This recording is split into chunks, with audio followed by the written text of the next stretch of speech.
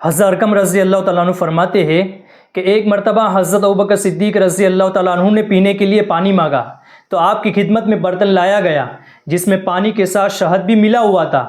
آپ رضی اللہ تعالیٰ عنہ نے جب برتن کو اپنے منہ کے قریب کیا تو آپ رونے لگے اور اتنا روئے کہ آس پاس کے لوگ بھی آپ کو دیکھ کر رونے لگے۔ پھر آپ رضی اللہ تعالیٰ عنہ کچھ دیر کے بعد خاموش ہو گئے۔ پھر آپ نے واپس برتن کو اپنے منہ کے قریب کیا تو آپ واپس رونے لگے اور اتنا روئے کہ لوگ بھی آپ کو دیکھ کر واپس رونے لگے، لیکن کسی کو یہ پوچھنے کی ہمت نہیں ہوئی کہ آپ اتنا کیوں رو رہے ہو۔ پھر آپ رضی اللہ تعالیٰ عنہ نے فرمایا کہ میں اس وجہ سے رو رہا ہوں کہ مجھے ایک واقعہ یاد آ گیا تھا، اور وہ واقعہ یہ تھا کہ میں ایک مرتبہ نبی کریم صلی اللہ علیہ وسلم کے ساتھ سفر میں تھا۔ آپ صلی اللہ علیہ وسلم کسی چیز کو اپنے سے دور کر رہے تھے تو لیکن مجھے وہ چیز نظر نہیں آ رہی تھی۔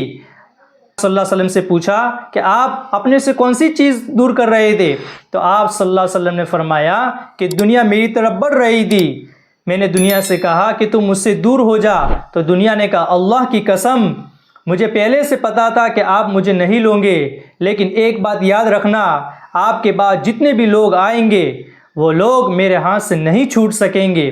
میرے بھائیوں، یہ ہے دنیا کی حقیقت، دنیا کی سچائی۔ جتنا دنیا کے پیچھے بھاگوں گے اتنی دنیا بھگاتی رہے گی، اور جتنا اللہ کی طرف بھاگوں گے تو دنیا ذلیل و خوار ہو کر قدموں میں گرے گی۔ اس لیے میرے بھائیوں، اصل کامیابی اللہ کی طرف بھاگنے میں ہے، نہ کہ دنیا کے پیچھے۔